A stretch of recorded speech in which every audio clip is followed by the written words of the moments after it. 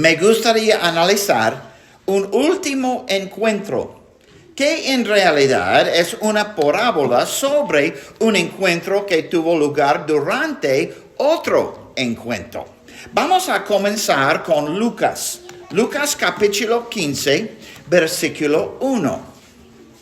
Lucas capítulo 5, versículo 1. Y dice: se acercaban a Jesús todos los publicanos y pecadores para oírle. Y los fariseos y los escribas murmuraban diciendo: este a los pecadores recibe y con ellos come. Entonces él les refirió esta parábola diciendo, y en lugar de una sola parábola, Jesús les da a los escribas y fariseos 3 parábolas con un tema en común. Les había de una oveja perdida, una moneda perdida y un hijo perdido. Y quiero centrar nuestra atención en esa tercera parábola, el parábola del hijo pródigo en los versículos 11 a 32. Dentro del encuentro que Jesús está teniendo con los escribas y fariseos, les cuenta la historia de otro encuentro. Un encuentro que involucró a un padre y sus 2 hijos. Quiero que consideren conmigo que la parábola del hijo pródigo no se trata principalmente de un niño tonto y egoísta. Es una parábola sobre las relaciones. Se trata de las relaciones entre Dios, visto en el Padre, el pecador, visto en el Hijo pródigo, y el de superioridad moral, como se ve en el Hijo mayor. Y esta tarde nos concentraremos en la relación entre el Padre y el Hijo pródigo o el Hijo perdido. Y quiero que apreciemos las enseñanzas de Jesús desde la perspectiva de su audiencia del primer siglo. Nos perdemos gran parte de la profundidad y riqueza de las ilustraciones bíblicas si no consideramos a los oyentes originales. Con demasiada frecuencia cometemos el error de sacar conclusiones basadas únicamente en nuestra perspectiva estadounidense del siglo XXI. Entonces, ¿cómo afectaría la historia del hijo pródigo al oyente del Medio Oriente del siglo I? Y más tarde, cuando Lucas registró esta enseñanza, ¿cómo le percibiría el lector? Primero comencemos leyendo el texto en versículo 11. Versículo 11. También dijo: un hombre tenía 2 hijos, y el menor de ellos dijo a su padre: Padre, dame la parte de los bienes que me corresponde. Y les repartió los bienes. No muchos días después, juntándolo todo, el hijo menor se fue lejos a una provincia apartada y allí desperdició sus bienes viviendo perdidamente. Y cuando todo lo hubo malgastado, vino un gran hambre en aquella provincia y comenzó a faltarle. Y fue y se arrimó a uno de los ciudadanos de aquella tierra, el cual le envió a su hacienda para que apacentase cerdos. Y deseaba llenar su vientre de las algarrobas que comían los cerdos, pero nadie le daba. Y volviendo en sí, dijo: ¿cuántos jornaleros en casa de mi padre tienen abundancia de pan? Y yo aquí perezco de hambre. Me levantaré, iré a mi padre y le diré: Padre, ha pecado contra el cielo y contra ti. Ya no soy digno de ser llamado tu hijo. Hazme como a uno de tus jornaleros. Y levantándose, vino a su padre. Y cuando aún estaba lejos, lo vio su padre. Y fue movido a misericordia. Y corrió. Y se echó sobre su cuello y le besó. Y el hijo le dijo: Padre, he pecado contra el cielo y contra ti, y ya no soy digno de ser llamado tu hijo. Pero el padre dijo a sus servios: Sacad el mejor vestido y vestidle, y poned un anillo en su mano y calzado en sus pies.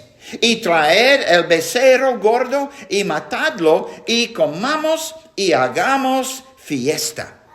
Porque mi hijo muerta era y ha revivido, se había perdido y es hallado. Now, como habrás notado, mientras leíamos, estaba poniendo un resumen de cada sección de la parábola. Hizo esto para mostrar la estructura de la parábola. Porque la estructura de una historia, balada o parábola era muy importante para el oyente del Medio Oriente. Now, eso no es algo que la mente occidental aprecie, a menos que seas profesor de idiomas o disfrutas mucho de la poesía. Pero en el Medio Oriente, esta cultura veneraba a sus narradores. Los narradores más talentosos no solo fueran capaces de relatar hechos de una manera muy rica y elocuente, sino que también estructuraron cada parte de manera que la estructura aumentaba la profundidad del significado de cada parte. Del modo que a los oyentes de Jesús, la estructura de la parábola les ayudó a comprender el significado de cada declaración. Y si notas la estructura de la enseñanza de Dios, verás que por cada punto de la primera sección hay un punto relacionado de la segunda sección. Cada parte que describe el alejamiento del hijo de su padre va acompañada de una parte que describe el regreso del hijo a su padre. Y así vemos un hijo que está perdido y un hijo que ha sido encontrado. Los bienes del padre se desperdician en una vida pecaminosa. Los bienes del padre se utilizan en una celebración alegre. Todo perdido y todo recuperado.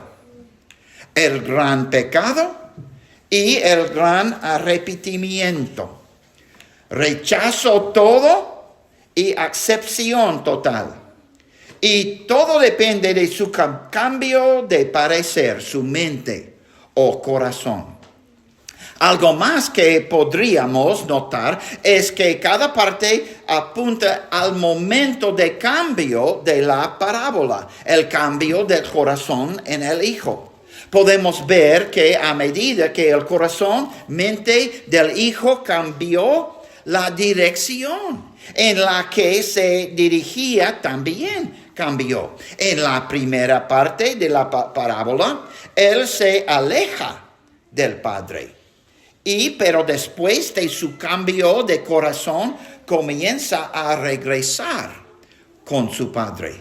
Y esta estructura tan bien organizada habría resultado sorprendente para el oyente del Medio Oriente. Su reacción habría sido: aquí hay un maestro extraordinario. Pero ahora veamos lo que Jesús estaba tratando de enseñarles. La estrofa inicial en los versículos 11 y 12 prepara el escenario para todo lo que seguirá. En Lucas 15, versículo 11, Lucas 15:11, leemos otra vez. También dijo, un hombre tenía 2 hijos. Y el menor de ellos dijo a su padre, Padre, dame la parte de los bienes que me corresponde, y les repartió los bienes. Esto habría escandalizado e indignado a los oyentes de Jesús cuando se enteraron de que un hijo haría tal solicitud, porque esencialmente el hijo le está diciendo al padre, quiero que te quitas del camino, quiero tomar el control de lo que todavía es tuyo por derecho. En otras palabras, desearía que estuvieras muerto. Pero lo que es aún más notable en la parábola de Jesús es la reacción del padre ante la impactante petición de su hijo. Versículo 12 dice, y les repartió los bienes. Los oyentes habrían esperado que Jesús les dijera que la ira del Padre estalla y que castiga severamente a su hijo por hacer tal solicitud.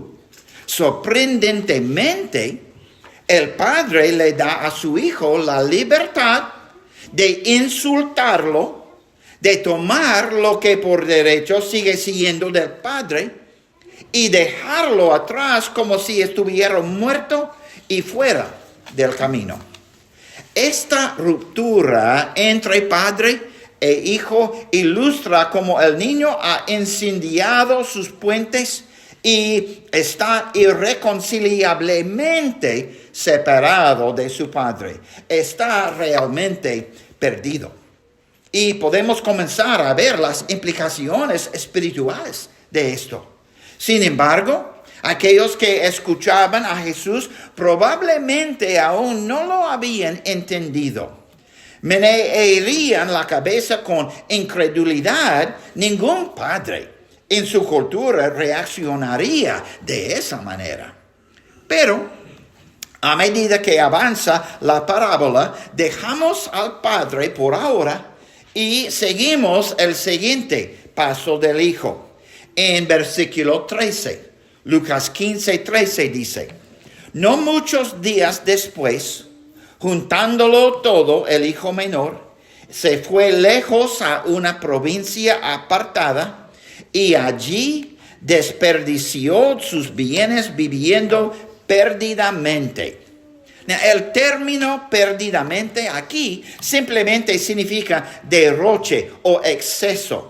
No sabemos en este momento si su dinero se desperdició de manera moral o inmoral. Pero Jesús dirá a través de las palabras del hermano mayor en el versículo 30 que el hijo pródigo había desperdiciado su herencia en rameras. Y así, al hijo se le permitió tomar lo que realmente todavía pertenecía a su padre y malgastó los bienes de su padre en una vida derrochadora y pecaminosa. Entonces, en el siguiente versículo leemos, versículo 14, y cuando todo lo hubo malgastado, vino un gran hambre en aquella provincia y comenzó a faltarle. Una hambruna no era algo inusual en esa parte del mundo, pero un judío solitario en un país lejano, sin dinero ni amigos, habría sido especialmente vulnerable. Pero a pesar de que lo ha perdido todo, todavía es demasiado orgulloso para volver a casa. Así que versículo 15 dice, y fue, y se arrimó a uno de los ciudadanos de aquella tierra, el cual lo envió a su hacienda para que apacentase cerdos. Para el oyente judío, el hijo no podría haberse hundido más. Primero, insulta y lastima egoístamente a su padre. Luego, abandona a su familia y a su comunidad. Luego, lo desperdicia todo en una vida excesiva. Y ahora acepta un trabajo cuidando cerdos. Lo más probable es que no pudiera observar el sábado, ya que un ciudadano de casi todos los países del Medio Oriente, un gentil, en ese momento esperaría que sus sirvientes trabajaran los 7 días de la semana. Sabemos que estaba trabajando para un gentil, porque ningún judío criaría cerdos, que la ley Moisés categorizaba como animales inmundos. Y como trabajaba con animales inmundos, prácticamente se vio obligado a renunciar a algunas de las prácticas y principios básicos de la ley de Moisés. Y como leemos en Lucas 15, 16, y deseaba llenar su vientre de las algarrobas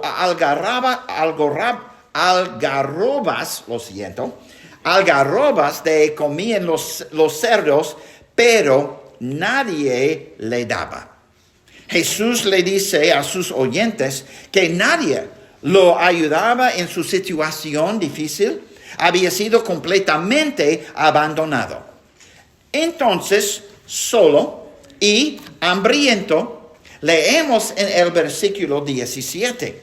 Lucas 15, 17 dice, y volviendo en sí, dijo, ¿cuántos jornaleros en casa de mi padre tienen abundancia de pan?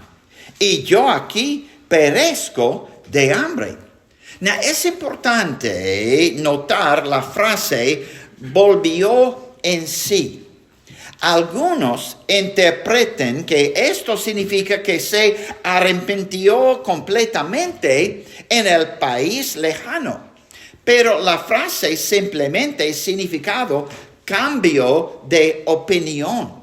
No necesariamente significa remordimiento. Se utiliza una expresión griega similar en Lucas 18. Vamos a Lucas 18 para leer versículos 4 y 5. Lucas 18, versículos 4 y 5. Donde el juez que inicialmente rechazó la petición de una viuda.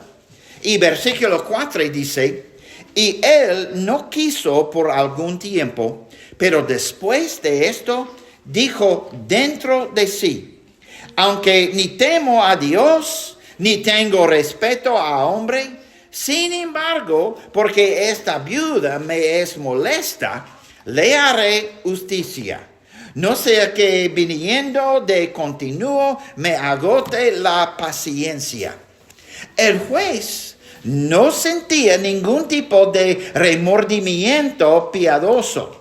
Simplemente estaba cansado de la molestia. Sin embargo, el hijo, sí, planea decir que había pecado contra el cielo y ante los ojos de su padre, pero ¿cuál era el pecado que estaba confesando? Algunos comentaristas del Medio Oriente sugieren que el hijo solo estaba confesando que había fracasado al perder una parte del patrimonio familiar y no podría cuidar del padre en su vejez. Su pecado, según lo vio el hijo, fue perder el dinero. Todavía no se había arrepentido de haber insultado a su familia y su comunidad, ni haber roto la relación con su padre.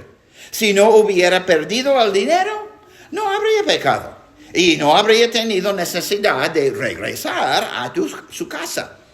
Entonces, es posible que el hijo realmente no se haya arrepentido de los errores más graves que había cometido, pero simplemente se dio cuenta de que no tenía opciones y que podía morir de hambre o regresar a casa. De hecho, el siguiente versículo implica que no se había arrepentido por completo. Su orgullo aún era fuerte y de hecho planeaba llegar a un acuerdo con su padre. Mire en versículo 18, Lucas 15, versículo 18. Me levantaré e iré a mi padre y le diré: Padre, he pecado contra el cielo y contra ti. Ya no soy digno de ser llamado tu hijo. Hazme como a uno de tus jornaleros o trabajadores. Tendemos a pasar por alto la naturaleza exacta de lo que el hijo pretende proponerle a su padre. No le está pidiendo a su padre que lo acepte nuevamente como sirviente. Él utiliza un término que significa simplemente un asalariado, alguien a quien se le paga por sus servicios. Un jornalero no era considerado inferior a quien lo contrataba. Quería trabajar para su padre como lo que llamaríamos un contratista independiente. Esto es lo que el hijo tenía pensado sugerirle a su padre. Como sirviente contratado, sería un hombre libre con sus propios ingresos que viviría de forma independiente en la aldea local. Su estatus social no sería inferior al de su padre y su hermano. De esa manera, podría conservar tanto su orgullo como su independencia y podría compensar lo que ha perdido. En otras palabras, tiene un plan para salvarse a sí mismo. No necesita depender de la gracia de nadie. Para decirlo en palabras del siglo XXI, el hijo básicamente estaba transmitiendo la idea: lo siento, perdí todo ese dinero y sé que ya no puedo vivir con la familia, así que contrátame como contratista independiente. Algunos han sugerido que su solicitud hace que su confesión sea vacía y hueca. Sus planes de llegar a un acuerdo con su padre demuestran que no se ha arrepentido del todo. Y no me atrevería a decir que no sentía ningún remordimiento, pero sí, creo que no se había dado cuenta plenamente de la gravedad de su pecado y de la profundidad del dolor que le había infligido a su padre.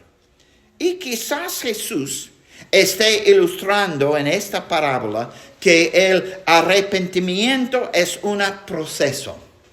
A medida que nos alejamos del pecado y regresamos a Dios, comenzamos a darnos cuenta de cuán lejos nos habíamos alejado del Dios. Llegamos a comprender cada vez más cuánto nos ha afectado nuestro pecado, cómo ha afectado a nuestra familia y, lo más importante, cómo ha afectado a nuestro Padre Celestial. Pero hay otra relación que el Hijo tendrá que considerar en esa cultura y época. Todavía hay otra dificultad que tendrá que afrontar: su relación con el pueblo. Se fue habiendo ofendido a toda la comunidad al tomar y vender su herencia mientras su padre aún vivía. Ahora ha perdido todo el dinero de su padre en favor de los gentiles. Su entrada a la aldea probablemente sería humillante y posiblemente incluso hostil. Pero todavía tiene que volver a casa porque se ha quedado sin dinero y se muere de hambre. Y así llegamos al versículo 20. Miramos versículo 20. Y levantándose vino a su padre. La aldea de Medio Oriente era una comunidad muy unida. Todos vivían juntos y todos conocían los asuntos de los demás. Cuando sucedía algo inusual, todos se reunían para ver qué estaba pasando. Lo más probable es que los oyentes de Jesús se imaginaran al Hijo siendo visto por trabajadores en el campo cuando se acercaba a su aldea. Rápidamente comenzaría a difundirse la noticia de que el hijo desagradecido y poco amoroso había regresado. Y se reuniría una multitud. Y los trabajadores llegarían de los campos para ver qué pasaba. En esa época y cultura, el hijo sería objeto de burlas, insultos y muchos otros tipos de abuso verbal y posiblemente incluso abuso físico. No habría sido inusual que un marginado así fuera golpeado con palos y piedras al entrar en la aldea. El padre lo sabe. Era plenamente consciente de cómo tratarían a su hijo cuando regresara humillado a la comunidad del pueblo que había rechazado. Y las acciones del padre toman a todos por sorpresa. Cuando el hijo se acerca, el padre corre por el camino para encontrarse con su hijo. Ahora debemos entender que en los días de Jesús, un terrateniente oriental con túnicas amplias nunca correría a ningún parte. Hacerlo habría sido humillante y por eso los grandes hombres nunca corrían en público. Y todo padre del Medio Oriente en esa cultura habría esperado a que el agresor acudiera a él para poder humillar públicamente y expulsar a quien lo había insultado. Pero el texto en versículo 20 dice, y cuando aún estaba lejos, lo vio su padre y fue movido a misericordia y corrió y se echó sobre su cuello y le besó. Probablemente el hijo se había preparado para los insultos, reprensiones, piedras y palos que enfrentaría por parte de los aldeanos enojados. Pero para total asombro del hijo, su padre se humilla voluntariamente y corre el riesgo por él.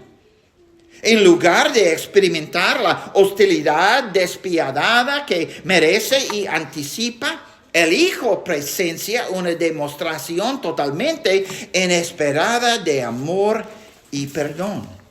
Y las acciones del padre reemplazan cualquier palabra que podría haberle dicho a su hijo.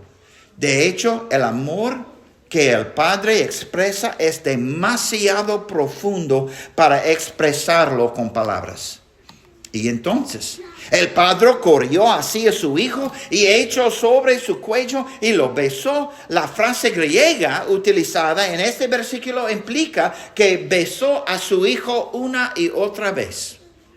Y ahora, en el versículo 21, el hijo responde solo con una parte del discurso que había preparado. Versículo 21 dice, y el hijo le dijo, Padre, he pecado contra el cielo y contra ti, y ya no soy digno de ser llamado tu hijo. ¿Notaste que falta la oferta planeada? Hazme como a uno de tus jornaleros. El hijo había regresado a casa con el orgullo intacto, dispuesto a ocupar un puesto como trabajador, contratado, libre e independiente, y queda abrumado por la demostración de amor y perdón de su padre. No esperaba este tipo de recepción. No esperaba que la familia lo recibiera nuevamente. Ahora se da cuenta de qué clase del padre que él insultó y abandonó. Se da cuenta de cuánto lo ama su padre y de cómo su padre ha estado esperando ansiosamente su regreso. Se da cuenta de cuánto ha lastimado a su padre. Ahora, él sabe que no puede ofrecer ninguna solución hecha por él mismo para reconciliar su relación. Cualquier nueva relación será un puro regalo de su padre. Y la única respuesta apropiada es: no soy digno. Y tiene razón. No era digno. No merecía tal recepción. Pero el amor del Padre hace menos esos hechos. De hecho, el Padre no ha terminado. Mire en versículo 22.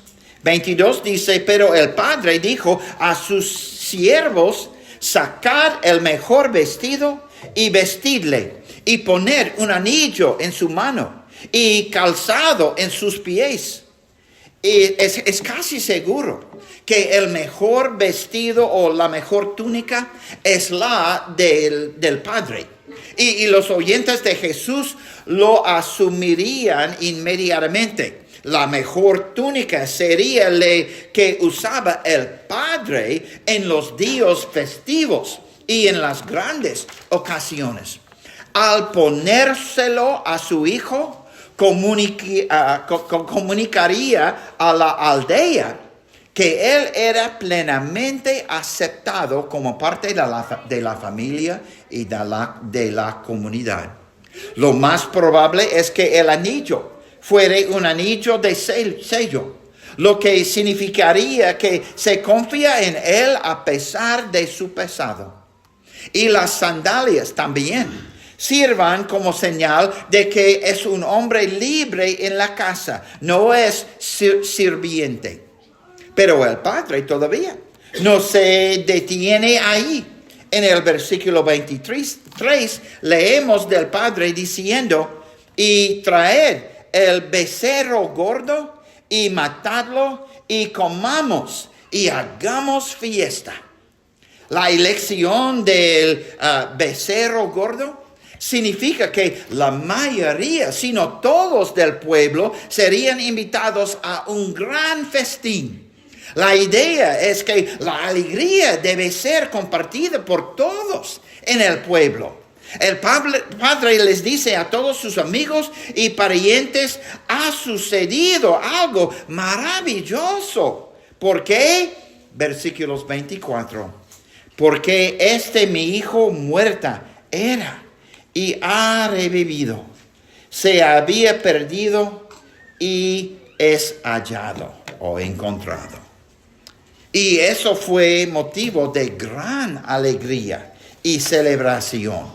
Tenemos padres en congregaciones de todo el mundo que están sentados y esperando, orando y mirando con gran seriedad y deseo que los niños descarriados regresan a casa con el Señor.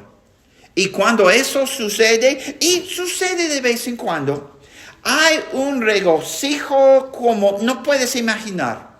La felicidad, la alegría, el alivio, los abrazos y las lágrimas son más lo que las palabras pueden describir. Cuando amas a alguien y se arrepiente y vuelve a casa, celebrar es lo más natural. Ahora bien, ¿qué significa esto para nosotros hoy? ¿Qué aplicaciones podemos hacer a nuestra vida? Well, una lección que debemos aprender es que el mundo siempre está llamando. Satanás está constantemente susurrándonos al oído. El diablo intenta decirnos: su Padre Celestial es demasiado estricto. La vida cristiana es demasiado limitante. Sal de la casa. Mira toda la diversión que podrías tener si no estuvieras bajo el techo de tu Padre. Mira toda la diversión que te estás perdiendo. Y entonces decidimos escuchar esas mentiras y tomar lo que Dios nos ha dado y viajar a ese país lejano que creemos que será mucho mejor. Le decimos hasta luego a nuestro Padre Celestial sin siquiera considerar cuánto ha hecho por nosotros y cuánto nos ama todavía y cuánto le estamos lastimando al irnos. Y Dios permitirá que nos alejemos de Él. Él nos ha dado el libre albedrío para tomar aquello con lo que nos ha bendecido y desperdiciarlo todo en una vida extravagante y pecaminosa. Pero tendremos que afrontar las consecuencias de nuestras decisiones. Si queremos quitar a Dios del camino y de nuestra vida, Él nos permitirá hacerlo. Pero algún día daremos una respuesta a tanto egoísmo. Entonces, la pregunta es: ¿cómo queremos encontrarnos con Dios? Si nos hemos alejado de Dios, ¿despertaremos y decidiremos arrepentirnos y volver a Dios? ¿O nos encontraremos con Dios en el día de juicio, cuando será demasiado tarde para arreglar las cosas? Ojalá, como el hijo pródigo, nos demos cuenta de que no es mejor vivir lejos de Dios. Ojalá veamos que estaremos hambrientos por todas las cosas buenas que tuvimos cuando estábamos con nuestro Padre y su familia. Y si estamos dispuestos a hacer a un lado nuestro propio orgullo y ego y admitir que hemos pecado, si simplemente nos damos la vuelta y comenzamos a regresar a casa, Dios está junto donde siempre ha estado, esperándonos, mirando ansiosamente ese camino para ver si decidimos volver a Él. Y si hacemos eso, si tomamos esa decisión de volver a Dios, si simplemente nos giramos y comenzamos ese viaje de regreso a Él, Él correrá hacia nosotros con los brazos abiertos. Y con alegría nos dará la bienvenida nuevamente a una relación con Él. Si tan solo pudiéramos comenzar a comprender en el inmenso amor que Dios tiene por nosotros y el sacrificio que hizo por nosotros, cuando nos tomé nuevamente en sus brazos, todo lo que podemos decir es: no soy digno. Pero Él no escuchará eso. Pedirá la mejor túnica, nos pondrá un anillo en el dedo y sandalias en los pies, y convocará a las huestes celestiales para celebrar con Él mientras anuncia con alegría: porque mi hijo muerto era y ha revivido. Se había perdido y es hallado. ¿Y cómo puede alguien decirle no a un padre así?